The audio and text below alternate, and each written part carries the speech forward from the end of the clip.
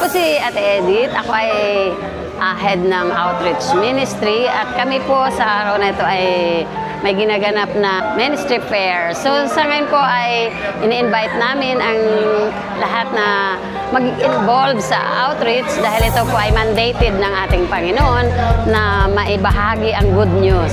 So kayo po ay iniimbitahan namin, mayroon po kaming visitation team, mayroon din kaming evangelism at mayroon pa kaming care group. Pwede rin kayo ma-involve kahit ang isang once a week pwede naman. So tumugon po tayo dahil ito po ay ikaka-glorify ng ating Panginoon.